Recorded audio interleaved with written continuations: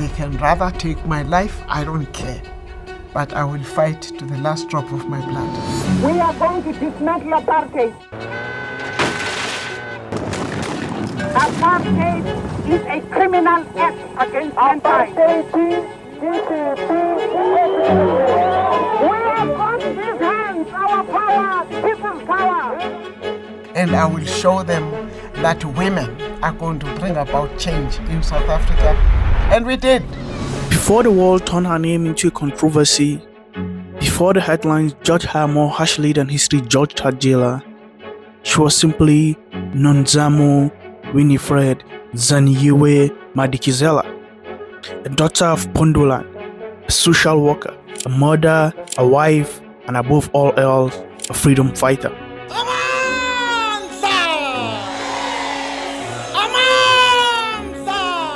She did not choose comfort, she chose struggle.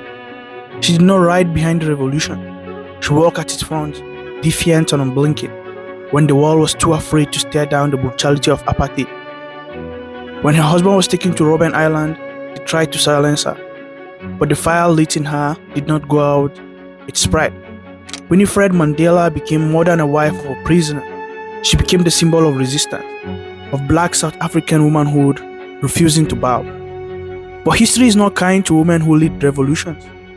The same fists that held her soon pointed fingers. The state called her a criminal. Her comrades at times abandoned her. Even the new South Africa seemed unsure of what to do with her truth. There were years when Winnie was spoken of in whispers.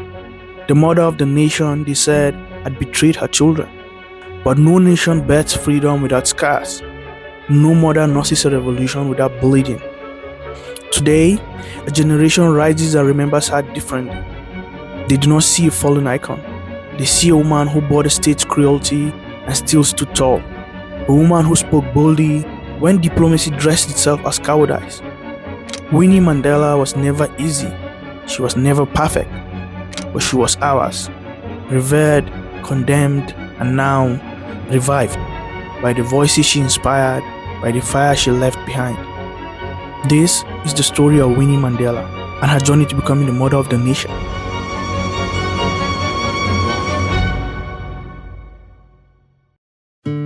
Winnie Madikizela was born on September 26, 1936 in a rural village of Mbongweni in Eastern Cape, the sixth of 9 children in the deeply rooted Xhosa family.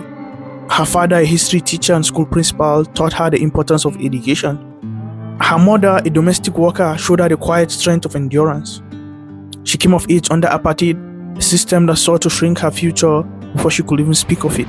Between 4 and 7:30 a.m., more than 250,000 Africans arrive in Johannesburg. They arrive before the city's white rush hour begins. They've come from Soweto on special trains for blacks only. They board special buses for blacks only. But Winnie was not easily diminished. She pursued her education with fire, eventually earning a degree in social work from Jan H. School of Social Work in Johannesburg, one of the first black women to enter that field in South Africa. It was in the dusty wards of Soweto, working with the poor and abandoned, that her political consciousness hardened. She didn't just witness injustice, she lived inside it. In 1957, she met Nelson Mandela. He was already a prominent lawyer and activist. Their meeting was electric. He, 39 years and married. She, 22 and fiercely independent. They married in 1958, but the marriage was destined to be shaped not by a romance but by a revolution. Less than 6 years later, Mandela was sentenced to life in prison. But Winnie activism did not begin or end with her husband. Even before she became Mandela's wife, she had chosen her side in the war against apartheid. And long before he was locked away, she continued that war, alone, haunted, and unyielding. When Nelson Mandela was sentenced to life imprisonment in 1964, the world's attention turned to Robben Island.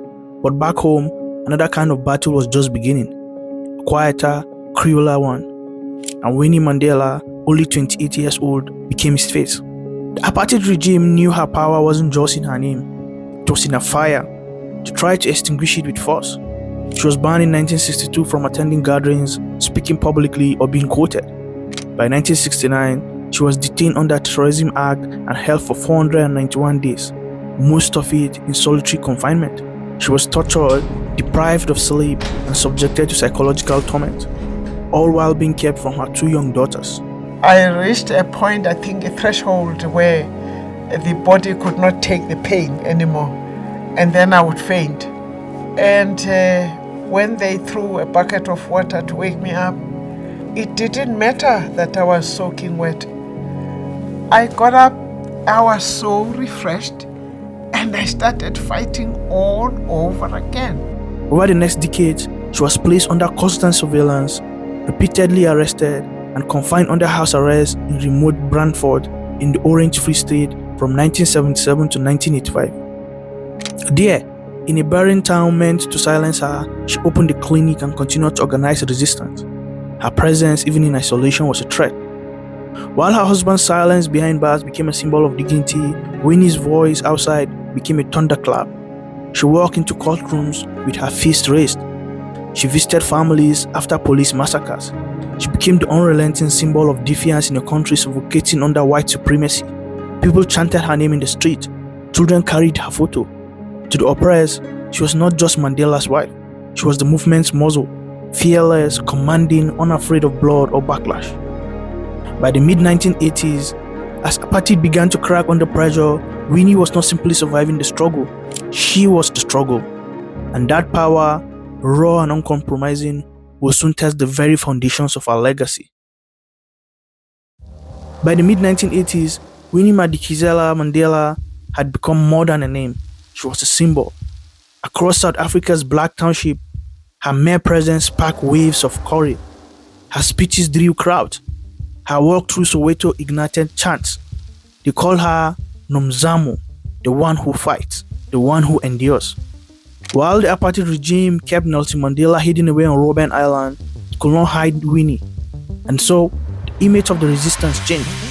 It was not a lawyer in a suit behind bars. It was a woman in dark sunglasses, fist raised, marching at the front. It was Winnie. She visited her husband in prison when no one could. Those visits, once every 6 months for just 30 minutes, became legendary. They carried the weight of a nation's hope. She would leave the prison walls and return to the people, speaking with clarity and fire, turning personal pain into political power. In 1985, when the government offered Mandela a conditional release and he refused, it was Winnie who delivered the message to the world. Only free men can negotiate, she said. She stood firm behind him, even in his absence. Internationally, she gained recognition. In exile, anti-apartheid movement invoked her name. In the global north, protest signs bore her face. She toured the world, meeting activists and world leaders alike. But at home, it was her grassroots presence that mattered most. To a generation of South Africans growing under bullets and brutality, she was not a politician. She was a mother, the mother of the nation. That title was not given by the government, it was sung by the street. And she earned it not through speeches alone, but through sacrifice. She buried friends, she comforted widows, she stood over the rubbles of bombed homes, she refused exile and insisted on fighting from within the belly of the beast. But in those same years of praise, the seeds of controversy began to grow. Power, raw and unfiltered, always invites darkness. And as apartheid began to unravel, the line between resistance and retribution began to blur, especially around the woman who had become untouchable. The same defiance that had made Winnie Madikizela-Mandela a legend would also become her greatest burden. By the 1980s, with the apartheid regime weakened and violence rising in the township, a darker chapter unfolded. Winnie, still banned and under constant surveillance, operated with increasing autonomy. Her home in Soweto had become the de facto headquarters of militant resistance. Around her formed a group of fiercely loyal young men, the Mandela United Football Club. But this was no mere sports team. It was her personal security, her enforcers, and in time, her downfall. I know Winnie. She wasn't as bad as she is at the moment. She used to be a mother, she used to be a loving person. You'll go to Winnie with your grievances, she would help you if she can. But what has turned now lately, I don't know what happened to her. In 1989, the body of a 14-year-old activist named Tompi Sepe was discovered. He had been beaten and killed. Allegations swirled that members of the Mandela United Football Club were responsible, and that Winnie herself condoned the violence. The press erupted. For a woman long haunted by the regime, this time it was the movement itself that began to distance from her. In 1991, Winnie was convicted of kidnapping in relation to the Stumpy case. Her sentence was suspended, but her image was badly tarnished. Worse still was the Truth and Reconciliation Commission in the late 90s. Chaired by Desmond Tutu, the TRC called Winnie to testify. She admitted no guilt. Tutu, in a moment both painful and historic, publicly pleaded with her. I beg you, please. I have not made any particular finding from what has happened here. I speak as someone who has lived in this community. You are a great person, and you don't know how your greatness would be enhanced if you were to say sorry. Things went wrong. Forgive me. I beg you. She never did, or if she did, it was never in a way that satisfied the new South Africa. I am saying it is true. Things went horribly wrong. I fully agree with that. And for that part of those painful years when things went horribly wrong and we were aware of the fact that there were factors that led to that, for that I am deeply sorry. That careful nation now negotiating peace, forgiveness, and memory. Even Nelson Mandela, by then president, could not shield her. Their marriage ended in divorce in 1996. She was removed from cabinet in 1995. Her political career faded. The media, especially international outlets, began to speak of her with a tone of disappointment, almost betrayal. But to many South Africans, especially the poor and the dispossessed, this condemnation rang hollow. Why was it that the woman who stayed and fought was now being cast aside, while the men who had negotiated with the regime were celebrated? They asked. Winnie's fall, like her rise, was not only personal. It revealed the uneasy truth of South Africa's transition, that justice and peace were being balanced like fragile glass, and that a woman who had refused to compromise, who refused even now to repent, had no place in the carefully constructed narrative of unity. For many years, Winnie's name sat in the cold corner of South Africa's national memory, respected by some, but largely treated as a cautionary tale. But time had a strange way of softening edges and sharpening truth, and with the rise of a new, younger generation, the narrative began to shift. By the 2010s, a different kind of voice was emerging in South Africa, louder, less patient, and more radical. Movements like Fees Must Fall and Rhodes Must Fall swept through campuses, demanding not just better conditions, but reckoning with history. And in those student protests, among the banners and chants, a name began to reappear. Winnie. Not as a widow, not as a fallen hero, but as a symbol of unbroken resistance. Young people, especially black women, began to look again, to read her words, study her life, and see something their parent generation had been too tired or afraid to acknowledge. In their eyes, she was not discredited, she was punished. She was not a villain. She was a woman who had carried the unbearable weight of struggle without apology. And perhaps that was the problem.